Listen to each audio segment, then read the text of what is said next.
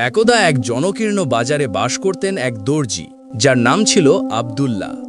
আব্দুল্লাহ ছিলেন একজন অত্যন্ত ধার্মিক, সৎ এবং বিনয়ী ব্যক্তি।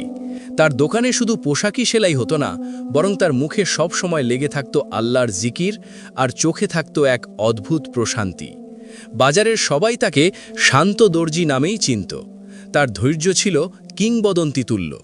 কোনো গ্রাহক যতবারই পোশাক পরিবর্তন করতে বলুক না কেন, আব্দুল্লাহ হাসি মুখে তা করে দিতেন, কখনো বিরক্তি প্রকাশ করতেন না। তার এই গুণ তাকে বাজারের সবার কাছে শ্রদ্ধার পাত্র করে তুলেছিল। তিনি বিশ্বাস করতেন, প্রতিটি কাজই ইবাদত, যদি তা আল্লাহর সন্তুষ্টির জন্য করা হয়। একই বাজারে আনাগোনা ছিল এক চোরের, যার নাম ছিল শামীম। শামীম ছিল মুরগি চুরিতে ওস্তাদ। তার হাত এতটাই দ্রুত চলত যে চোখের পলকে এসে খাঁচা থেকে মুরগি গায়েব করে দিত। শামীমের শৈশব কেটেছিল চরম দারিদ্র্য ও অবহেলায়।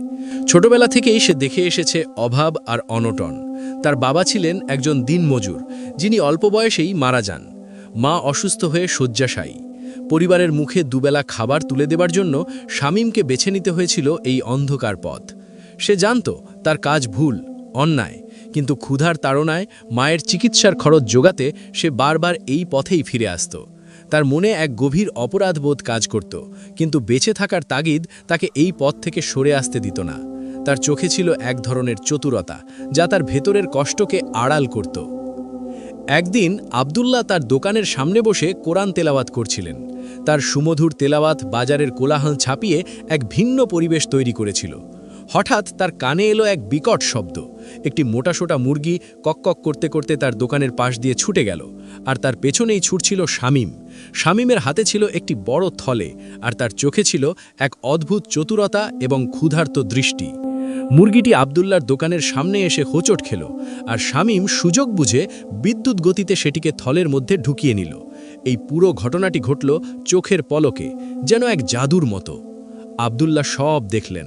তিনি শামীমকে চিনতেন, জানতেন তার এই কুকর্মের কথা। বাজারের অনেকেই শামীমের এই চুরির ব্যাপারে অবগত ছিল, কিন্তু ভয়ে কেউ কিছু বলতো না। আব্দুল্লাহ কিন্তু কোনো কথা বললেন না। তিনি শুধু একটি দীর্ঘশ্বাস ফেলে আবার কোরআন তেলাওয়াতে মন দিলেন। তার চোখে ছিল এক গভীর সহানুভূতি, যেন তিনি শামীমের ভেতরের কষ্টটা দেখতে পাচ্ছিলেন। শামীম যখন মুরগি নিয়ে দ্রুত পায়ে চলে যাচ্ছিল, তখন সে একবার আব্দুল্লাহর দিকে তাকালো। আব্দুল্লাহর চোখে কোনো রাগ বা ঘৃণা ছিল না, ছিল শুধু এক গভীর সহানুভূতি এবং এক ধরনের নীরব প্রার্থনা। শামীমের মনে এক অদ্ভুত অস্বস্তি হল। সে দ্রুত বাজার ছেড়ে চলে গেল, যেন আব্দুল্লাহর সেই দৃষ্টি তাকে বিদ্ধ করছিল। আব্দুল্লাহর এই নীরবতা দেখে বাজারের একজন দোকানি, যার নাম ছিল রফিক, তিনি আব্দুল্লাহর কাছে এসে অবাক হয়ে বললেন, দর্জি সাহেব, আপনি দেখলেন না শামীম আপনার চোখের সামনে মুরগি চুরি করে নিয়ে গেল? আপনি কিছু বললেন না? আপনার তো উচিত ছিল তাকে ধরে পুলিশের হাতে তুলে দেওয়া। আব্দুল্লাহ মৃদু হেসে বললেন, ভাই রফিক, আমি তো শুধু মুরগি চুরি হতে দেখলাম, কিন্তু আল্লাহ তো সব দেখেন। তিনি জানেন কেন শামীম এই কাজ করছে। তার বিচারই শ্রেষ্ঠ বিচার। আমার কাজ হলো ধৈর্য ধরা এবং আল্লাহর উপর ভরসা রাখা। রসুলুল্লাহ সাল্লাল্লাহু আলাইহি ওয়াসাল্লাম বলেছেন, যে ব্যক্তি দুনিয়াতে কোনো মুমিনের একটি কষ্ট দূর করে দেবে, আল্লাহ তাআলা কিয়ামতের দিন তার একটি বড় কষ্ট দূর করে দেবেন। সহিহ মুসলিম। আমি শামীমের কষ্ট দূর করতে না পারলেও তার প্রতি ঘৃণা না করে তার জন্য দোয়া করতে পারি। এই ঘটনাটি ছিল আব্দুল্লাহ ও শামীমের প্রথম প্রত্যক্ষ সাক্ষাৎ। আব্দুল্লাহর এই নীরবতা এবং সহানুভূতি শামীমের মনে এক নতুন চিন্তার বীজ বুনে দিল, যা সে নিজেও তখন বুঝতে পারেনি। এই নীরবতা ছিল ঈমানের এক নীরব আহ্বান, যা ভবিষ্যতে তাদের দুজনের জীবনকেই বদলে দেবে। শামীমের মনে আব্দুল্লাহর প্রতি এক মিশ্র অনুভূতি জন্মালো, ভয়, শ্রদ্ধা এবং এক অজানা আকর্ষণ। সে বুঝতে পারছিল না কেন এই দর্জি অন্য সবার মতো নয়। শামীম সেদিন মুরগি চুরি করে দ্রুত বাজার থেকে পালিয়েছিল বটে, কিন্তু আব্দুল্লাহর সেই শান্ত, সহানুভূতিশীল দৃষ্টি তার পিছু ছাড়ল না। রাতে যখন সে চুরি করা মুরগি রান্না করে খাচ্ছিল, তখন তার মনে হচ্ছিল যেন আব্দুল্লাহর চোখ জোড়া তাকে দেখছে। তার প্রতিটি গ্রাস যেন অপরাধ বোধে বিষিয়ে উঠছিল। এই প্রথমবার তার চুরির আনন্দ বিষাদে পরিণত হলো। সে জানত আব্দুল্লাহ তাকে চোর হিসাবে দেখছেন না, বরং তার চোখে ছিল এক ধরনের দুঃখ, যা শামীমকে আরও বেশি পীড়া দিচ্ছিল। তার মনে প্রশ্ন জাগছিল, কেন এই দর্জি অন্য সবার মতো তাকে ঘৃণা করে না? পরের কয়েকদিন শামীম আর বাজারে গেল না। তার মনে এক অস্থিরতা কাজ করছিল। সে ভাবছিল, কেন আব্দুল্লাহ তাকে কিছু বললেন না? কেন তিনি রাগ করলেন না? তার এই নীরবতা শামীমের মনে এক নতুন প্রশ্ন জাগিয়ে তুলল। তার জীবন কি এভাবেই চলবে? সে কি চিরকাল একজন চোর হয়েই থাকবে? তার মায়ের অসুস্থ মুখটা তার চোখের সামনে ভেসে উঠল। সে কি তার মায়ের জন্য সৎ পথে কিছু করতে পারবে না? একদিন শামীম আর থাকতে না পেরে আব্দুল্লাহর দোকানের সামনে দিয়ে যাচ্ছিল। তার পা যেন আপনা আপনি আব্দুল্লাহর দোকানের দিকে চলে যাচ্ছিল। আব্দুল্লাহ তাকে দেখে মৃদু হাসলেন, সেই একই প্রশান্ত হাসি। শামীমের বুক ধুকপুক করে উঠল। সে ভাবল, এবার হয়তো আব্দুল্লাহ তাকে তিরস্কার করবেন, তার অতীত নিয়ে কথা বলবেন। কিন্তু আব্দুল্লাহ শুধু বললেন, আসসালামু আলাইকুম ভাই শামীম, কেমন আছেন? অনেকদিন পর দেখা। শামীম অবাক হল। সে কোনো উত্তর দিতে পারল না, তার গলা শুকিয়ে গিয়েছিল। আব্দুল্লাহ তাকে দোকানের ভেতরে আসার ইশারা করলেন। শামীম ইতস্তত করে ভেতরে ঢুকল। আব্দুল্লাহ তাকে একটি গরম চা অফার করলেন। শামীম জীবনে এই প্রথমবার কোনো সৎ মানুষের কাছ থেকে এমন উষ্ণ অভ্যর্থনা পেল, যেখানে কোনো বিচার বা ঘৃণা ছিল না, ছিল শুধু আন্তরিকতা। আব্দুল্লাহ বললেন, ভাই শামীম, আমি জানি আপনি কেন অস্থির। আপনার ভেতরের ভালো মানুষটি আপনাকে কষ্ট দিচ্ছে। আপনার অন্তর আপনাকে বলছে যে এই পথ সঠিক নয়। শামীম মাথা নিচু করে রইল। আব্দুল্লাহ বললেন, আল্লাহ তাআলা পবিত্র কোরআনে বলেছেন, আর যে আল্লাহকে ভয় করে, আল্লাহ তার জন্য পথ খুলে দেন এবং তাকে এমন উৎস থেকে রিজিক দান করেন যা সে কল্পনাও করতে পারে না। সূরা তালাক 2:3। আমাদের কাজ হলো আল্লাহর উপর ভরসা রাখা এবং ধৈর্য ধারণ করা।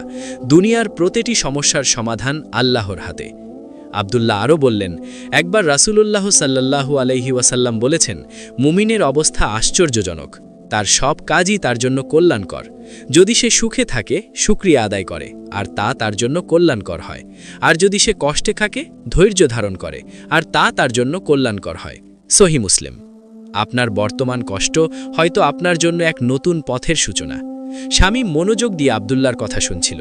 তার মনে হচ্ছিল যেন এক নতুন দিগন্ত উন্মোচিত হচ্ছে। আব্দুল্লাহর কথায় কোনো তিরস্কার ছিল না, ছিল শুধু ভালোবাসা আর উপদেশ। শামীমের চোখে পানি এসে গেল। সে জীবনে এই প্রথমবার অনুভব করল যে কেউ তাকে সত্যিই ভালোবাসে এবং তার ভালো চায়, তার ভুলগুলোকে ক্ষমা করে তাকে নতুন করে শুরু করার সুযোগ দিতে চায়। আব্দুল্লাহ তাকে একটি ঐতিহাসিক ঘটনা শোনালেন। ইসলামের ইতিহাসে এমন অনেক মানুষ ছিলেন যারা ভুল পথে ছিলেন, কিন্তু পরে তারা হেদায়েত পেয়েছিলেন। যেমন উমর ইবনুল খাত্তাব। ইসলামের পূর্বে তিনি ছিলেন ইসলামের ঘোর শত্রু, কিন্তু আল্লাহর ইচ্ছায় এবং রাসূলুল্লাহ সাল্লাল্লাহু আলাইহি ওয়াসাল্লামের দোয়ায় তিনি ইসলাম গ্রহণ করেন এবং ইসলামের অন্যতম শ্রেষ্ঠ খলিফা হিসাবে পরিচিত হন। তার পরিবর্তন ছিল এক অলৌকিক ঘটনা। তিনি তার ভুল বুঝতে পেরেছিলেন এবং নিজেকে আল্লাহর পথে উৎসর্গ করেছিলেন। আব্দুল্লাহ বললেন, ভাই শামীম, আপনার যদি কোনো সাহায্যের প্রয়োজন হয় আমাকে বলতে দ্বিধা করবেন না। আল্লাহ আমাদের সবাইকে ক্ষমা করার জন্য প্রস্তুত, যদি আমরা তার দিকে ফিরে আসি এবং তওবা করি। তওবা হলো আল্লাহর কাছে ফিরে আসার প্রথম ধাপ। শামীম সেদিন আব্দুল্লাহর দোকান থেকে বেরিয়ে এলো এক নতুন মানুষ হয়ে। তার মনে চুরির প্রতি ঘৃণা জন্মালো। আব্দুল্লাহর ধৈর্য, ঈমান এবং তাকওয়া শামীমের মনে গভীর প্রভাব ফেলেছিল। সে বুঝতে পারছিল যে তার জীবনের মোড় ঘোরানোর সময় এসেছে। তার মনে এক নতুন আশা জন্মালো। সেও হয়তো উমার রাদিয়াল্লাহুর এর মতো পরিবর্তন হতে পারবে। আব্দুল্লাহর কথাগুলো শামীমের মনে এক নতুন আশার আলো জ্বালিয়েছিল। সে সিদ্ধান্ত নিল আর চুরি করবে না। কিন্তু অভ্যাস পরিবর্তন করা সহজ ছিল না। ক্ষুধার তাড়না, সমাজের তিরস্কার এবং অতীতের পাপ তাকে বারবার তাড়া করে ফিরছিল। তার মনে হচ্ছিল যেন সে এক অন্ধকার সুড়ঙ্গে আটকে আছে, যেখানে আলোর কোনো রেখা নেই। তার পুরনো সঙ্গীরা তাকে দেখে হাসাহাসি করত, তাকে দুর্বল বলতো। এইসব চাপ শামীমকে প্রায় ভেঙে দিচ্ছিল। একদিন শামীম বাজারে একটি ছোট কাজ পেল, একজন ব্যবসায়ীর মালপত্র বয়ে নিয়ে যাওয়া। কাজটি ছিল কষ্টকর। রোদে পুড়ে ঘাম ঝরিয়ে সে কাজ করল, কিন্তু সে খুশি ছিল যে সে সৎ পথে উপার্জন করছে। কাজ শেষে যে সামান্য মজুরি পেল তা দিয়ে সে শুধু একবেলার খাবার কিনতে পারল। তার মনে হলো, এত কষ্ট করে এত কম উপার্জন। অতীতের চুরির জীবন তার কাছে আরও সহজ মনে হতে লাগল। শয়তান তাকে প্ররোচিত করতে শুরু করল, একবার চুরি করলে তো অনেক বেশি টাকা পেতিস, এত কষ্ট করার কি দরকার। তার মনে হচ্ছিল যেন শয়তান তার কানের কাছে ফিসফিস করে বলছে, তুমি পারবে না, তুমি ব্যর্থ। শামীম প্রায় হতাশ হয়ে পড়েছিল, তার মন খারাপ ছিল। সে আব্দুল্লাহর দোকানে গেল। আব্দুল্লাহ তাকে দেখে বুঝতে পারলেন তার মনের অবস্থা। তিনি শামীমকে বসতে বললেন এবং এক গ্লাস ঠান্ডা পানি দিলেন। আব্দুল্লাহর শান্ত মুখ দেখে শামীমের মনে কিছুটা শান্তি ফিরে এলো। আব্দুল্লাহ বললেন, ভাই শামীম, শয়তান মানুষকে সবসময় কুমন্ত্রণা দেয়। সে চায় মানুষ হতাশ হয়ে আল্লাহর পথ থেকে বিচ্যুত হোক। কিন্তু আল্লাহ তাআলা বলেছেন, নিশ্চয়ই কষ্টের পর স্বস্তি আছে, নিশ্চয়ই কষ্টের পর স্বস্তি আছে। সূরা ইনশিরা ৫:৬। আমাদের শুধু ধৈর্য ধরে চেষ্টা চালিয়ে যেতে হবে। প্রতিটি কষ্টের পরেই আল্লাহ সহজ করে দেন। তিনি আরও বললেন, ইসলামের ইতিহাসে এমন অনেক ঘটনা আছে যেখানে মানুষ চরম দারিদ্র্য ও কষ্টের মধ্যেও ঈমান ও তাকওয়া আঁকড়ে ধরেছিল।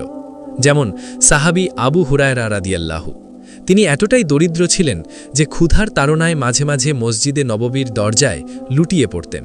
মানুষ তাকে পাগল মনে করত, কিন্তু তিনি কখনও আল্লাহর পথ থেকে বিচ্যুত হননি।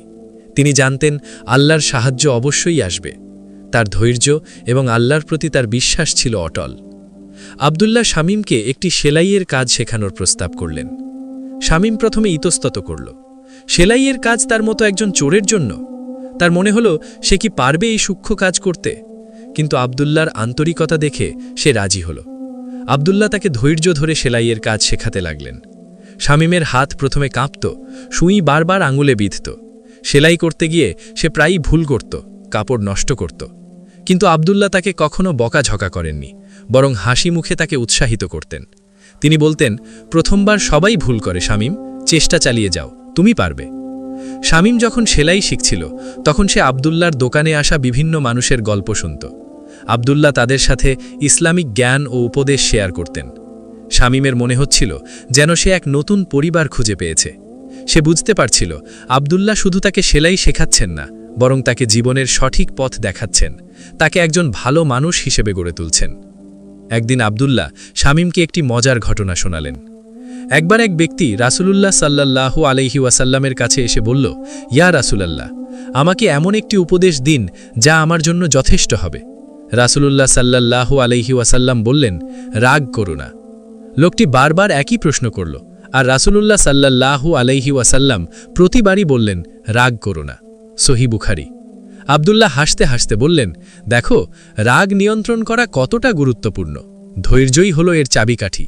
রাগ মানুষকে ভুল পথে পরিচালিত করে, আর ধৈর্য মানুষকে সঠিক পথে রাখে। শামীম আব্দুল্লাহর কথাগুলো গভীরভাবে উপলব্ধি করল। সে বুঝতে পারল ধৈর্য এবং আল্লাহর উপর ভরসাই তাকে এই কঠিন পথ পাড়ি দিতে সাহায্য করবে। তার মনে এক নতুন শক্তি সঞ্চারিত হল। সে প্রতিজ্ঞা করল, যত বাধাই আসুক না কেন সে আর কখনো চুরির পথে ফিরে যাবে না। সে এখন বুঝতে পারছিল সৎ পথে উপার্জন করা কঠিন হলেও তাতে এক ধরনের শান্তি আছে যা চুরির টাকায় কখনো পাওয়া যায় না। আব্দুল্লাহর তত্ত্বাবধানে শামীমের সেলাইয়ের কাজ দ্রুত উন্নতি লাভ করল। তার হাতের কাজ নিখুঁত হতে শুরু করল এবং আব্দুল্লাহ তাকে ছোট ছোট কাজ দিতে লাগলেন। শামীম এখন সৎ উপার্জনে জীবনযাপন করছে, যদিও তা ছিল সীমিত। তার চেহারায় ফিরে এসেছে এক নতুন প্রশান্তি যা আগে কখনো ছিল না। তার চোখে এখন আর সেই চতুরতা নেই, আছে এক ধরনের বিনয় ও আত্মবিশ্বাস। বাজারের মানুষজনও তার পরিবর্তন লক্ষ্য করতে শুরু করল। কেউ কেউ তাকে দেখে হাসত, কেউ কেউ অবাক হতো, আবার কেউ কেউ তার এই পরিবর্তনকে সাধুবাদ জানাত। তবে কিছু মানুষ ছিল যারা তাকে এখনও সন্দেহের চোখে দেখত। তাদের কাছে একজন চোর কখনো ভালো হতে পারে না। শামীম এই সব উপেক্ষা করে তার কাজ করে যেত। সে আব্দুল্লাহর কাছ থেকে শুধু সেলাই নয়, বরং জীবনের অনেক মূল্যবান শিক্ষা লাভ করছিল। আব্দুল্লাহ তাকে শিখিয়েছিলেন কিভাবে ছোট ছোট নেক আমল দিয়ে আল্লাহর নৈকট্য লাভ করা যায়, কিভাবে মানুষের প্রতি সহানুভূতিশীল হতে হয়। শামীম এখন নিয়মিত মসজিদে যেত, নামাজ পড়ত এবং কোরআন তেলাওয়াত করত। তার হৃদয় এখন আল্লাহর জিকিরে পূর্ণ। একদিন আব্দুল্লাহ শামীমকে একটি গুরুত্বপূর্ণ কাজ দিলেন, একটি বিশেষ পোশাক সেলাই করা, যা একজন ধনী বণিকের জন্য তৈরি হচ্ছিল। পোশাকটি ছিল অত্যন্ত মূল্যবান, রেশম ও জরির কাজ করা। শামীম অত্যন্ত মনোযোগ দিয়ে কাজটি করছিল। তার মনে ছিল এক অদ্ভুত আনন্দ, কারণ সে এখন তার মেধা ও শ্রম দিয়ে উপার্জন করছে এবং তার কাজ আব্দুল্লাহর মতো একজন সৎ মানুষের জন্যে। সেলাইয়ের প্রতিটি ফোড়ে যেন তার নতুন জীবনের প্রতিচ্ছবি ফুটে উঠছিল। কিন্তু নিয়তির খেলা বড়ই অদ্ভুত। একদিন যখন শামীম দোকান বন্ধ করে বাড়ি ফিরছিল, তখন তার সাথে দেখা হলো তার পুরনো সঙ্গীদের। তারা ছিল সেই দলের সদস্য যারা শামীমের সাথে মুরগি চুরি করত। তারা শামীমকে দেখে হাসাহাসি শুরু করল। তাদের চোখে ছিল ব্যঙ্গ আর অবজ্ঞা। কিরে শামীম, তুই নাকি এখন দর্জি হয়েছিস? একজন ব্যঙ্গ করে বলল। আমাদের সাথে চল, আজ রাতে একটা বড় হাত আছে, অনেক মুরগি পাওয়া যাবে। আর এবার শুধু মুরগি নয়, সাথে আরও অনেক কিছু। শামীমের মনে এক তীব্র দ্বন্দ্ব শুরু হলো। তার পুরনো জীবন তাকে হাতছানি দিচ্ছিল। এক মুহূর্তে তার মনে হলো আব্দুল্লার দোকানে যে সামান্য উপার্জন হয় তা দিয়ে তার মায়ের চিকিৎসা এবং পরিবারের ভরণপোষণ কিভাবে চলবে। তার মনে শয়তান আবার কুমন্ত্রণা দিতে শুরু করলো, এক রাতের চুরি তোর সারা মাসের উপার্জনের চেয়ে বেশি হবে। কিন্তু পরক্ষণেই তার মনে পড়ল আব্দুল্লার কথা, তার উপদেশ এবং আল্লাহর উপর ভরসা রাখার কথা। তার মনে পড়ল সেই হাদিস যেখানে রসুলুল্লাহ সাল্লাল্লাহু আলাইহি ওয়াসাল্লাম বলেছেন, হালাল উপার্জন ফরজের পর একটি ফরজ, বাইহাকি। সে দৃঢ় কণ্ঠে বলল, না ভাই, আমি আর ওই পথে নেই। আমি এখন সৎ পথে জীবনযাপন করি। আমার আল্লাহ আমাকে হালাল উপার্জনের পথ দেখিয়েছেন। তার সঙ্গীরা তাকে নিয়ে ঠাট্টা মশকরা পড়তে লাগল। তারা তাকে দুর্বল, ভীরু বলে আখ্যায়িত করল। তারা বলল, তুই তো ভীরু, তোর মতো দুর্বল মানুষ দিয়ে কিছুই হবে না। শামীমের রাগ হচ্ছিল, তার রক্ত গরম হয়ে উঠছিল। কিন্তু সে আব্দুল্লার সেই হাদিসের কথা মনে করল যেখানে রাসূলুল্লাহ সাল্লাল্লাহু আলাইহি ওয়াসাল্লাম বারবার রাগ না করার উপদেশ দিয়েছিলেন। সে ধৈর্য ধরল এবং তাদের কথা উপেক্ষা করে নিজের পথে চলতে লাগল। তার এই নীরবতা এবং দৃঢ়তা তার সঙ্গীদের অবাক করে দিল। পরের দিন সকালে আব্দুল্লার দোকানে এক নতুন বিপদ দেখা দিল। ধনী বণিকের জন্য সেলাই করা পোশাকটি দোকান থেকে চুরি হয়ে গেছে। আব্দুল্লার মাথায় যেন আকাশ ভেঙে পড়ল। এই পোশাকটি ছিল অত্যন্ত মূল্যবান, রেশম ও জরির কাজ করা, এবং এর ক্ষতিপূরণ দেওয়া তার পক্ষে অসম্ভব ছিল। তার সারা জীবনের সঞ্চয় দিয়েও এই ক্ষতিপূরণ করা সম্ভব ছিল না। বাজারের সবাই আব্দুল্লার দোকানে ভিড় জমালো। কেউ কেউ শামীমের দিকে সন্দেহের চোখে তাকাতে লাগল।